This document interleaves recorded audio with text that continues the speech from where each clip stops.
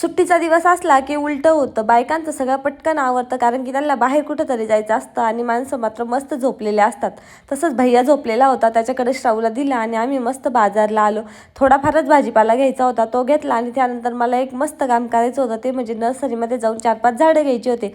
त्या दिवशी balcony clean केली आणि त्यामध्ये बघितलं की 4-5 कुंड्यांमधले झाडं खराब झाले. म्हटलं चला आता घेऊयात. आता झाडं घेऊन दिले, त्याच्या बदल्यात मस्त असा गरमागरम चहा मागितला. मग काय मस्त कोरा चहा बनवला लिंबू पिळून. हा एकदम टेस्टी लागतो. तुम्ही पण एकदा नक्की ट्राय करून बघा.